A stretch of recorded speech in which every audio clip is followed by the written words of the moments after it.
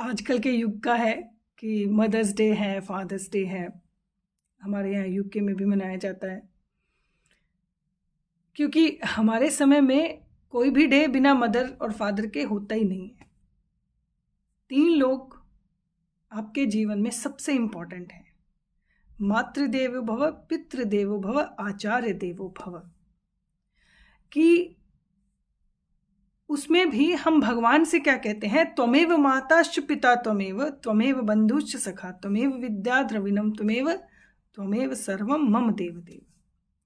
हमारे जीवन में माता की बहुत अहम भूमिका है पिता की भी और गुरु की भी, परंतु मां को सबसे ऊपर रखा गया। उसका कारण क्या है? क्योंकि माता के पास पूरा अधिकार होता है कि वो आपके सृजन में, आपकी क्रिएशन में किस तरह की क्रिएशन करे। क्योंकि माँ जब बच्चे को पैदा करती है, उससे पहले जो बच्चा उसके गर्भ में रहता है, जो कुछ माँ करती है, सोचती है, देखती है, सुनती है, मन में विचार करती है, उस सब का बड़ा डायरेक्ट इम्पैक्ट माँ के बच्चे पर पड़ता है जो गर्भ में है। और उसका सबसे बड़ा उदाहरण अभिमन्यु है हमारे शास्त्रों में।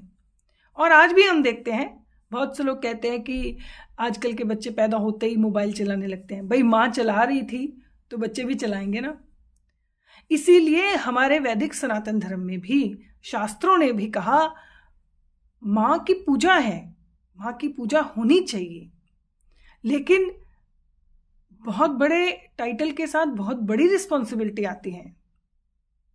अगर माँ है तो माँ को बहुत डिसिप्लिन में रहना पड़ता है, क्योंकि वो पूरी जनरेशन को पैदा करने वाली है। और इस बात को बहुत सारे लोगों ने गलत तरीके से लिया कि हमारे यहाँ स्त्रियों को दबाया जाता था। अरे भैया नहीं, हमारे यहाँ तो क्योंकि स्त्री ही सबसे बड़ा माइलस्टोन है, स्त्री ही सबसे बड़ा। हमारे यहाँ पे कहते हैं अगर स्त्री ना हो तो सारा समाज, सारी जनरेशन खत्म हो जाएगी।